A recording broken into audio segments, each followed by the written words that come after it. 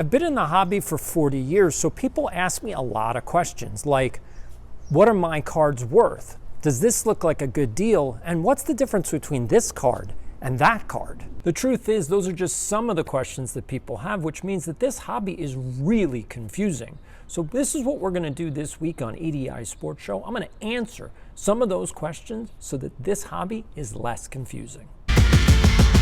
Sports Show every Friday, hot take, what's the market, behind the scenes from the car shows to the streets. There's only one show, there's only one show I wanna watch, EDI Sports Show every Friday.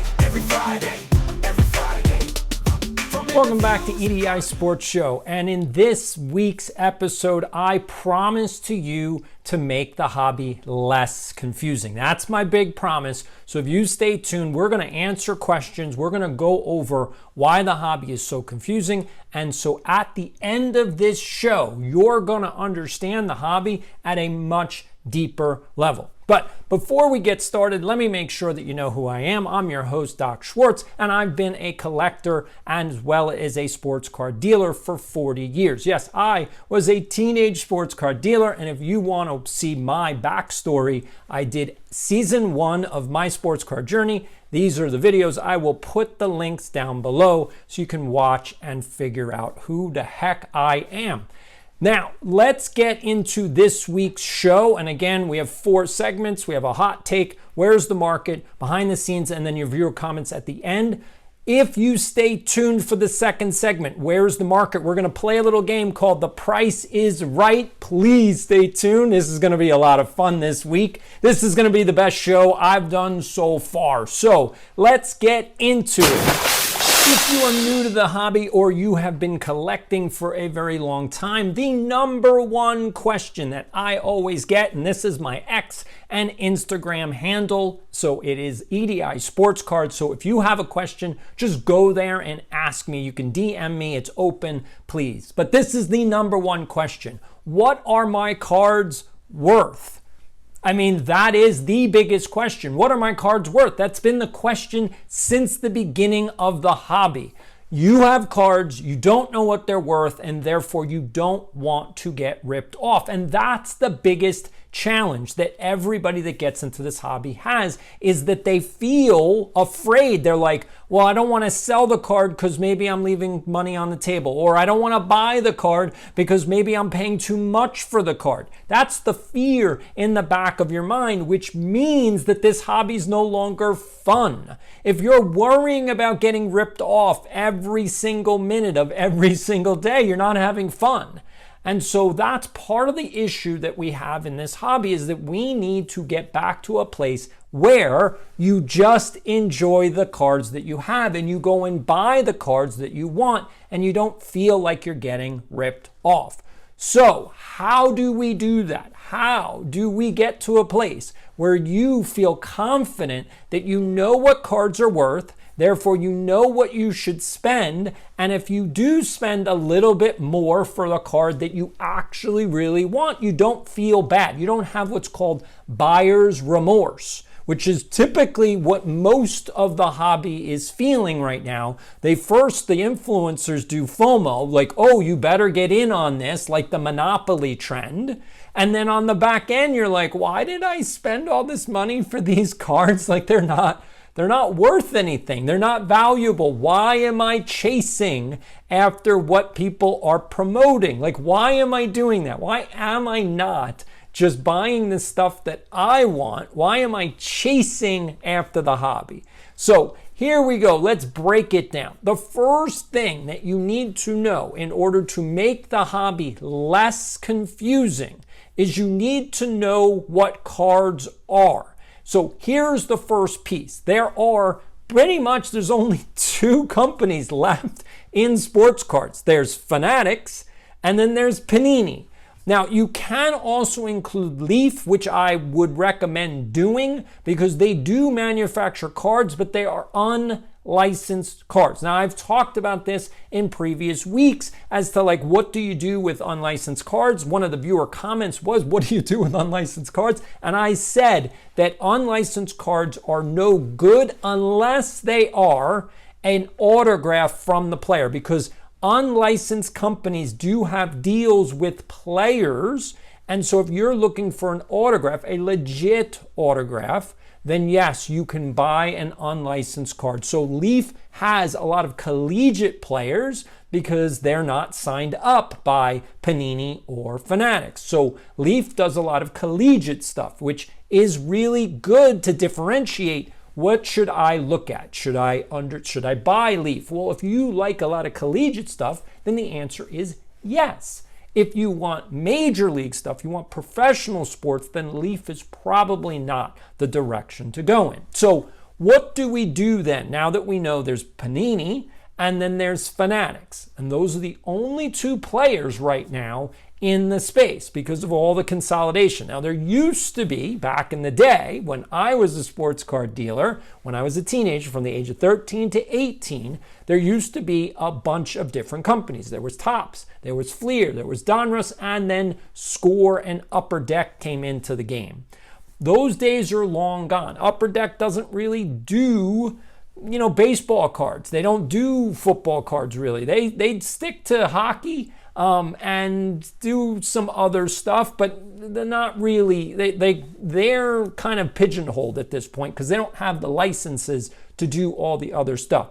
So, that's what you need to understand is who has the license, who does the actual cards, who can put the logos on the cards. I think for long-term value, if that's what you're looking for, you need a logo on your card. So if you don't have a logo on your card, that's going to be a problem. So right there, that's what you need to know. If there's no logo on the card, if you don't see the team logo on the card, and the card doesn't say the actual team name, it just says where they're from. Like if it just says San Antonio and it doesn't say San Antonio Spurs, that's your red flag of, okay, do I like the card and do I want to own it? Or am I looking for long-term value? Long-term value-wise, these unlicensed cards are not going to be worth anything. It's just the way it is. All right, that's the first take. Now, what's the second piece? Okay, so what is it worth, right? So now that you understand, who makes all the cards and now what's going on with the cards, what are they worth? And this is the biggest controversy in the hobby because unfortunately, the auction houses, which are, not really all that reputable, it is what it is.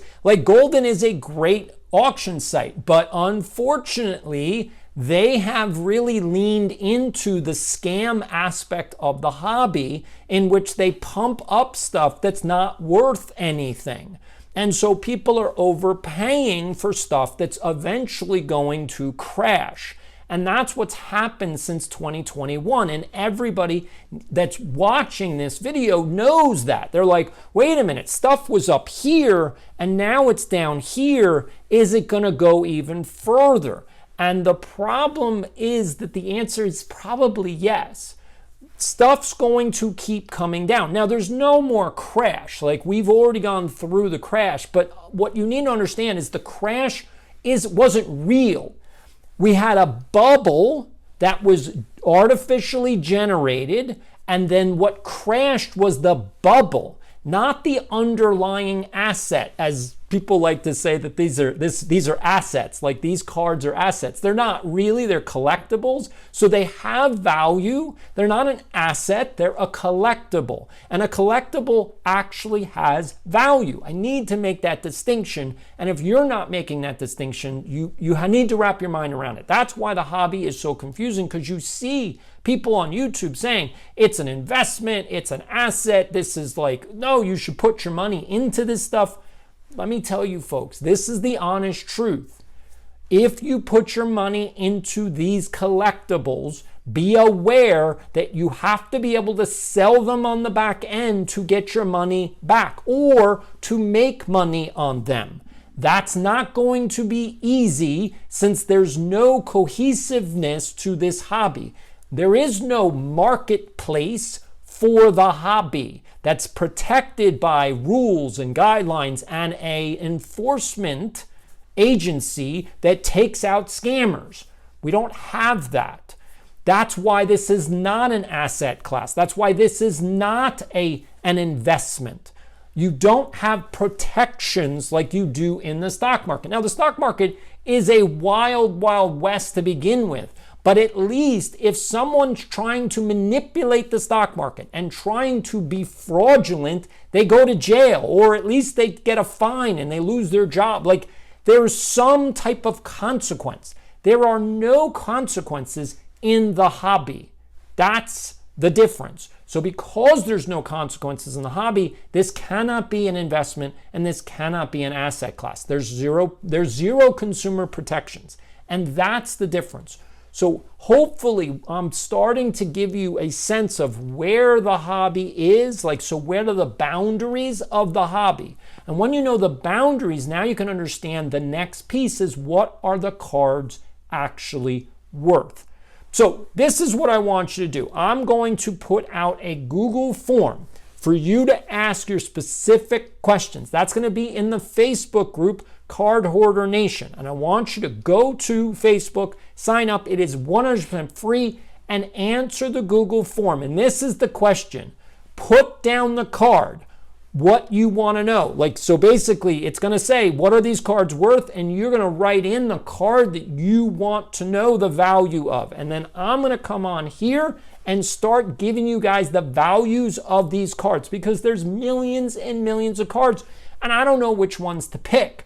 So you have to tell me what are the cards that you want to know the values of, and I'll do the research for you and come on to this show and tell you this is what these cards are worth. And that will be in segment number 2, Where's the Market? What are these cards actually worth? So every week you can come back and now watch and say, okay, I want to know what this card is worth. I put it into the Google form, and now he's done the research for me. Okay, so this is how we can work together. This is how we can build the community.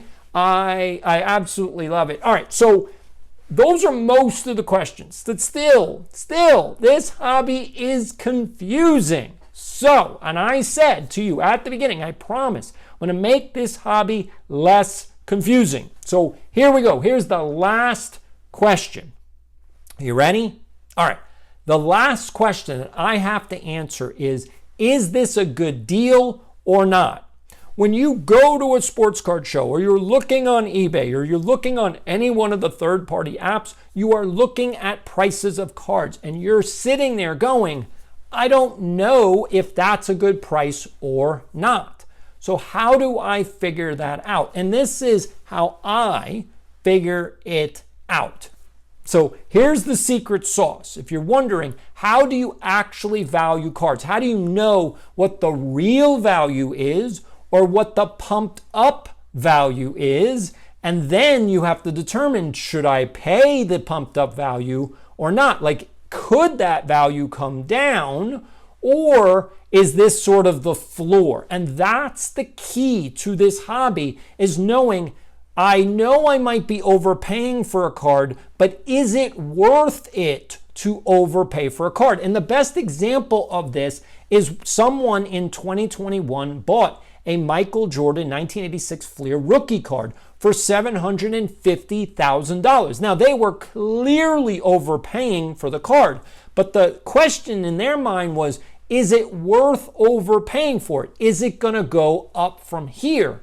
And I personally was like, that's nuts. That's the highest sale of any Michael Jordan card in the history of Michael Jordan cards. And so in my opinion, I was like, you're never going to get that money back. You're never going to get that money back, because when you pay on like a record high sale, that's it. That's the limit. Therefore, everyone else is going to be paying less. No one's going to pay more. No one's going to pay more. So for all of you that got hyped up with the Mickey Mantle 1952 Topps card that sold for $12 million, that's a 9.5 SGC, which happened literally like a year and a half ago. So that card sold for $12 million. Guess what? It's not worth $12 million.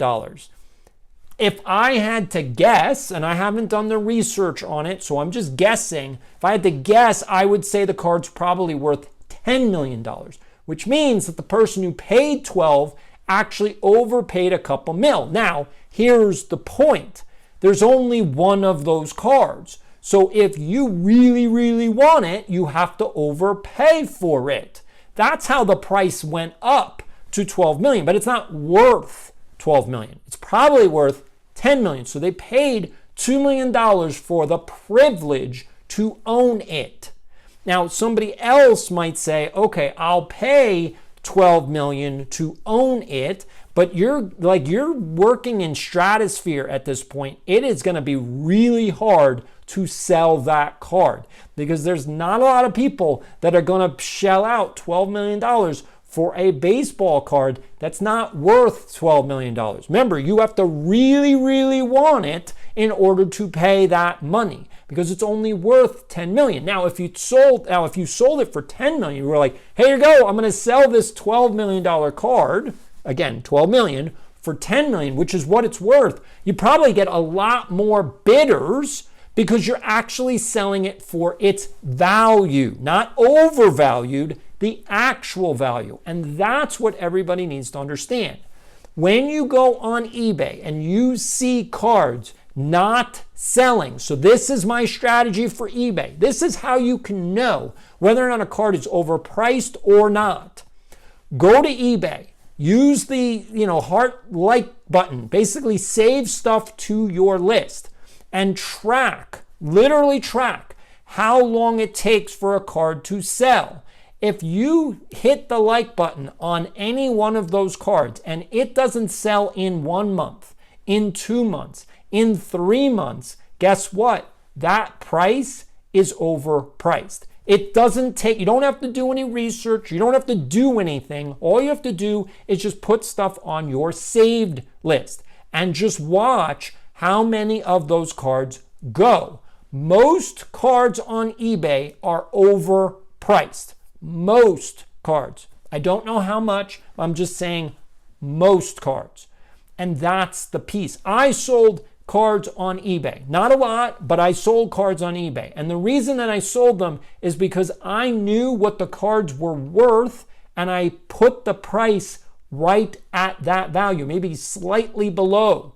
So maybe like if a card was worth $22, I put it at $20. And so it was selling because everybody knows what the cards are worth and they're looking at my listings going, wait a minute, this is just below what it's worth.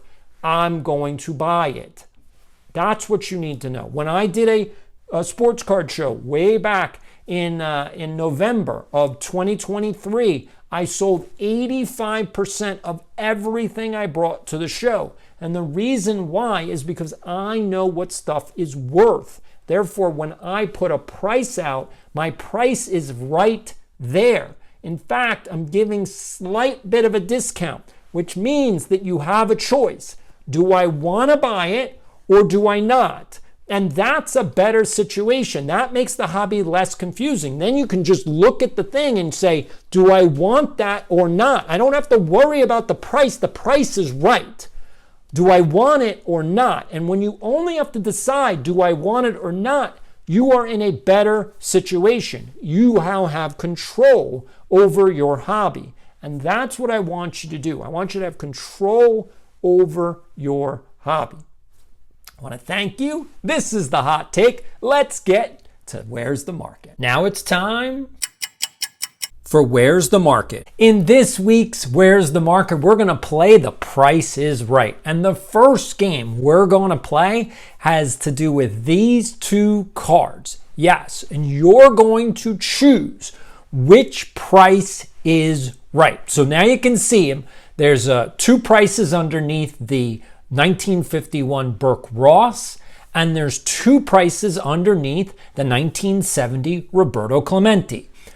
You have to choose which price is right. So let's look at the Burke Ross first. So this is a 1951 Burke Ross panel, and you have to decide what is it worth, what is the real price, what is the fake price, and what is the real price. I'm going to give you a couple seconds to think about it. Which one is right? If you guessed that this price was the right price, then you were right. Now let's look over at the 1970 Roberto Clemente. There's two prices underneath. One is correct and one is not. Which one do you think is the right price? If you guessed this answer, you are right. That was the first game in The Price is Right. Now let's go to the second game. Our second game this week is called Is It Too Much? We're going to take a look at the 1968 Nolan Ryan rookie card PSA 8. So here it is, and this is the card. So what we're going to do is we're going to put it on the board and we're going to do this game. As you can see, there are 4 gift boxes, and underneath each one of these gift boxes is a price. So what I'm going to do for you is I'm actually going to reveal one price at a time, and you're going to tell me whether or not you think it's too much. We don't want to go over the price of the card. So the card is the 1968 Nolan Ryan rookie, a PSA 8. So how much is that worth? And so I'm going to reveal to you the first gift box, $500. So is this card worth more than $500, or should I stop right here? Because we'll go to the next gift box if you think it's worth more. So what's your answer? Yes or no? Is the Nolan Ryan 68 rookie card PSA 8 worth more than $500? All right, let's go to the second gift box. It says $2,000. Is the Nolan Ryan rookie card PSA 8 worth more than $2,000, or should I stop right here? All right, let's go to the next gift box, and that is $3,500. Okay, now we're getting to the big time. Is this card worth $3,500, or should I keep going? That was a good decision to stop right here because it's worth $3,500 to $5,000. And the reason there's a range is because, in all honesty, someone might pay $5,000 for this card. Is it worth more than that at a PSA 8? Not really. But it is worth $3,500 to $5,000. So that is our second game of the week. Is it too much? I want to thank everybody for joining me. Now let's get to behind the scenes. Every week I have to decide what I want to do for behind the scenes, and this week I decided why not just talk about the channel, like what exactly am I doing with this channel and where do I see it going. And so the reason that I picked this week's topic of why is the hobby so confusing is because of the fact that what I want this channel to be is a helpful resource, a guide. I've been doing this for 40 years and I have a lot of knowledge and experience, but unfortunately it's hard to impart that knowledge and experience to other people. And so I figured if I'm going to be on YouTube, and I have 1,500 subscribers at this point, which is incredible for just somebody who just decided to make a YouTube channel. So what I thought maybe would be important for some of you is if you're trying to build your own channel, if you're trying to get out there more and you want to do something like I'm doing, like how do you do that? How do you just start from scratch and build it up to the level that I'm at? Because there's a ton of YouTubers out there. In fact, there are people starting YouTube channels every single day, and they're not getting to this level, which is not even that big. 1,500 subscribers is not the biggest channel on YouTube. So how do you get to the next level? How do you build up a channel in terms of like making it big? And so I thought I would just kind of come on and just say, look, this is how I've done this, how I've gone from step 1 to step 2 to step 3 to where I'm at right now. And the first thing that you need to do is you need to just decide, I'm gonna start a channel. And if that's what you want to do, if you want to be on YouTube, it doesn't matter your age. Like, look, I'm much older than most of the people on YouTube. Most of YouTube are teenagers and 20-year-olds. I'm much older than that. I'm double that age. So how do you get from being a young person to my point in life and saying, okay, I'm going to make a YouTube channel? And so you have to know what you stand for. Your YouTube channel, if you want to be successful, and if you want to be successful in life or in business, this is the key.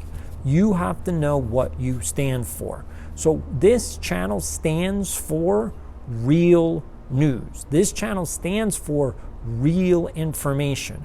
You might disagree with me. In fact, that's part of the fun, is that there's a lot of you that watch this channel and you disagree with what I'm saying.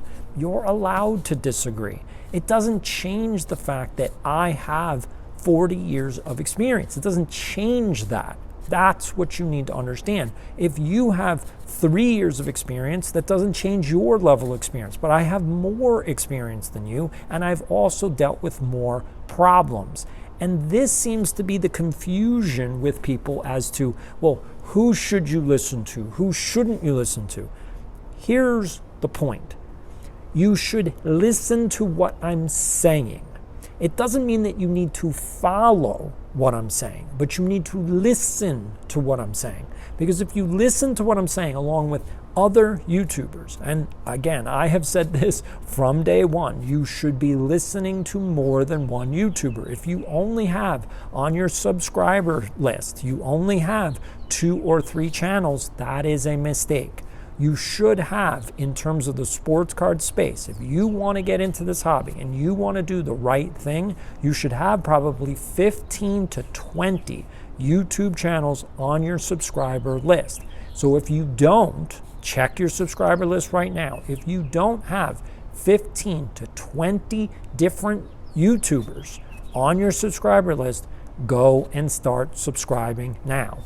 You should have more idea as to who is on your list. And so what I figured I would do is I'd give you 3 channels that are on my list right now. So the first one, which you probably already know because I've talked about it a lot, the first one on my list is Sportscard Radio. Absolutely, you should all be subscribing to Sportscard Radio. You shouldn't necessarily follow what they're saying, but you should be listening to what they're saying. The reason you want to listen to Sportscard Radio is because they cover the hobby news. They cover it. You know what's happening. If you're following Sportscard Radio, you cannot be out of the loop. They are important for the hobby. The next one is Breakout Cards, and I've talked about this before. Now, Breakout Cards is important for the hobby because he has done the research on scams. See, Sportscard Radio is not an expert on scams. They cover the scams. They cover what's happening. So they tell you what is happening. But Breakout Cards can actually explain why you should be looking out for this card or that card, or how to spot a fake. He's written a book. I highly recommend you buy his book. Now the third, here you go. Here's the third YouTuber that I have on my subscriber list, and that is Dan the Card Man. Now, thankfully, hey, he's down under, and I love Dan the Card Man. And the reason that he's different, so the differentiation between Sports Card Radio and Dan the Card Man, is because Dan the Card Man takes a deeper dive into the same stories that Sports Card Radio is covering. It's a deep dive on those stories. Sports Card Radio does not go very deep. It is very surface, but they tell you what's happening. Then Dan the Card Man. So if you see a story on Sports Card Radio, you can go right to Dan the Card Man and go, okay, well, let's unpack this. What is the whole controversy? And Dan the Card Man does the research, he does the investigation, and he looks into it and says, okay, what does this mean?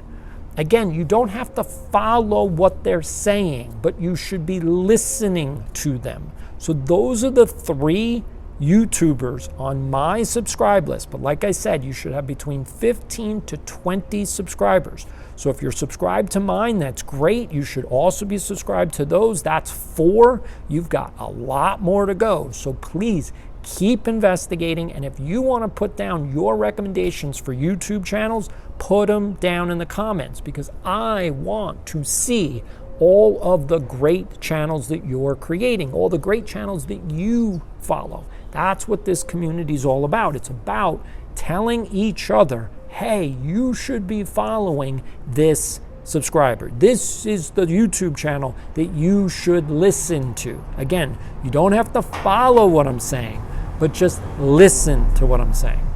That's the behind the scenes. Now let's get to your viewer comments, which I love, and I can't wait for this week's viewer comments. This week we have some great comments, and if you want to see your name and your comment on, then just put it down below, and I pick out a whole bunch of comments every single week. If you also have questions, please put your questions down in the comments. I like questions, absolutely love questions. So let's get to the first comment, and it is from Adrian2737, and it says, I don't know about you. It's a quote. I don't know about you, but I'm going to die before I sell all these cards. Yes, that is what I said in last week's video, because we all have too many cards. I mean, that's just the way it goes. We have too many cards, folks. If you have more than 10,000 cards, you're a hoarder just like me. You need to get rid of your cards.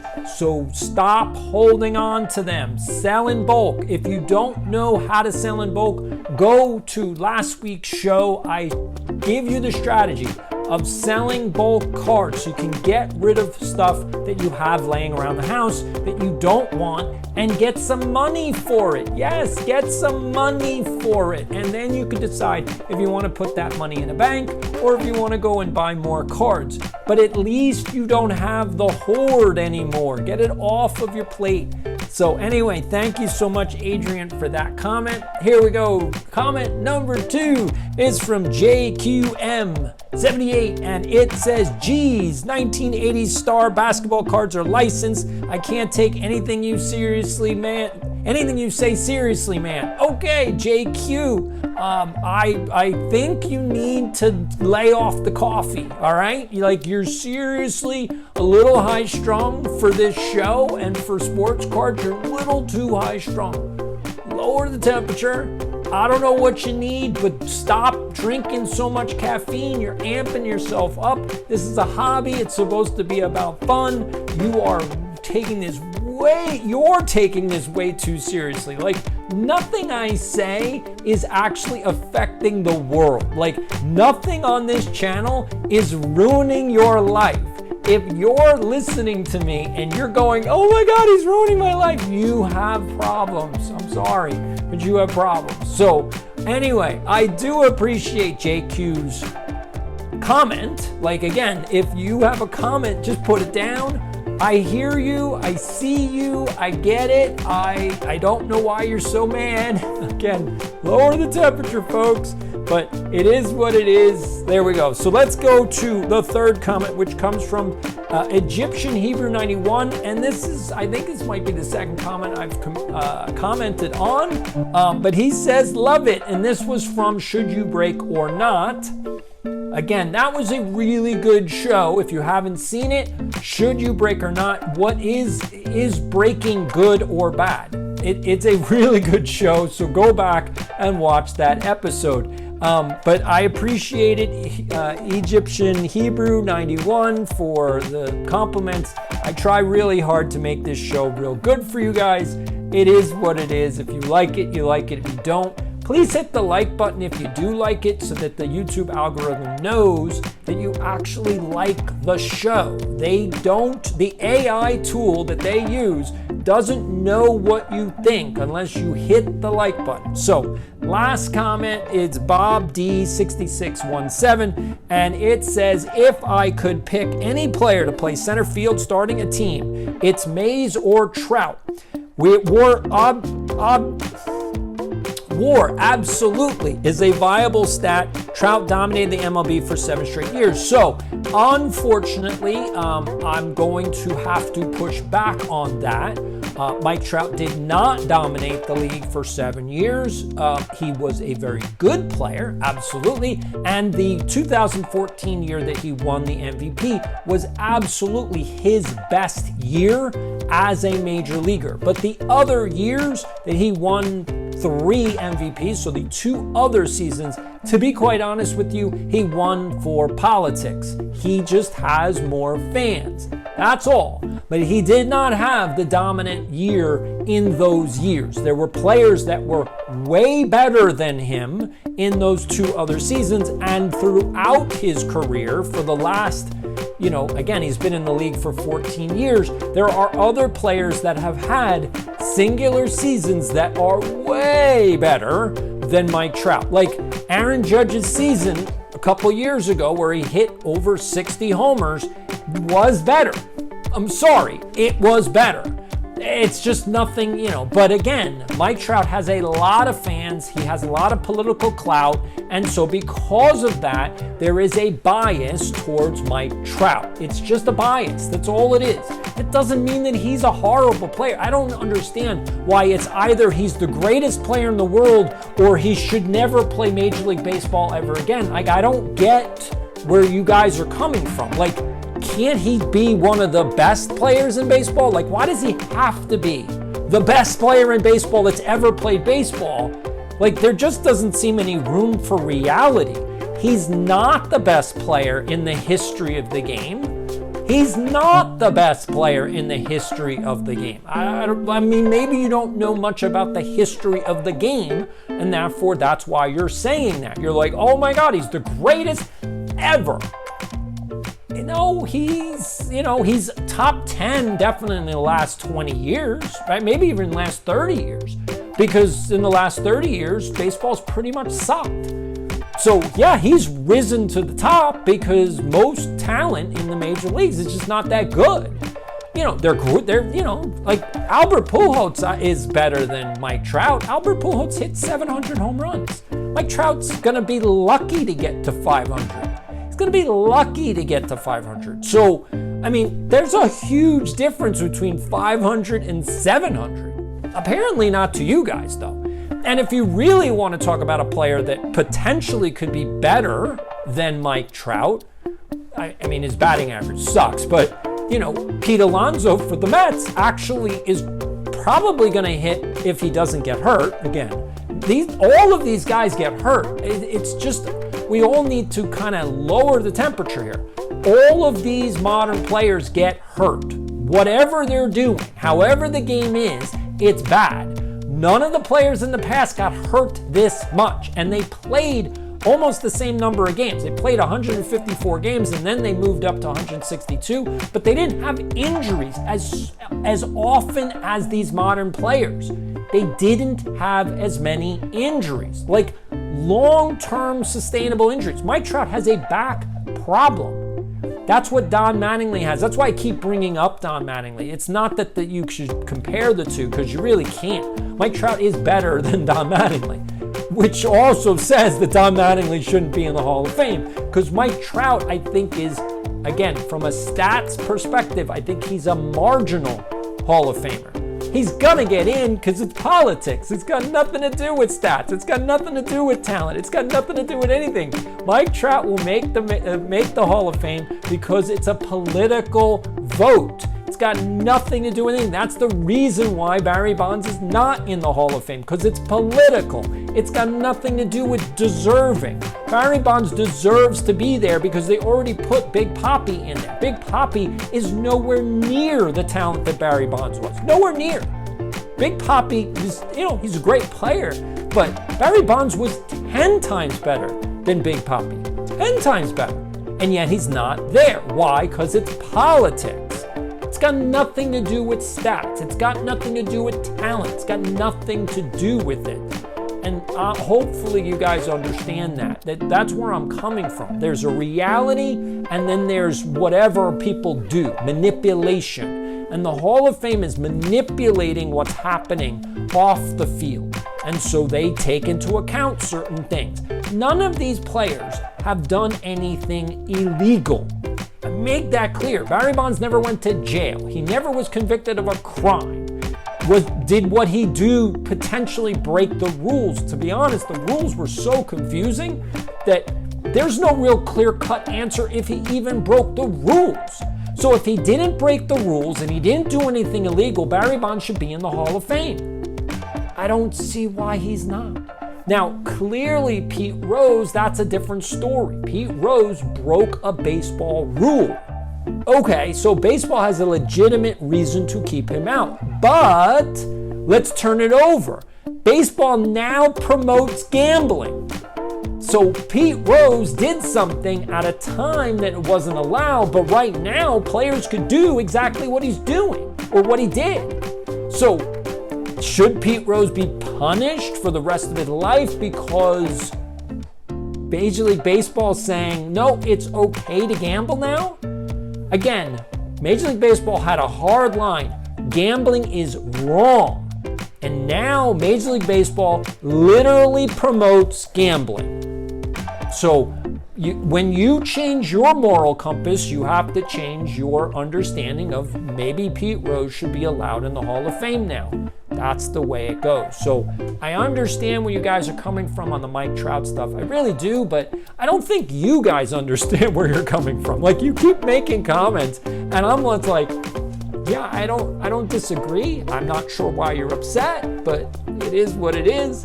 Anyway, that's our show for this week. I want to thank you once again. This is Doc Schwartz saying, have a great weekend. There's only one show. There's only one show I wanna watch. EDI Sports Show every Friday. From interviews and car news to the sports behind the scenes. Only one show covers the deeds. EDI Sports Show.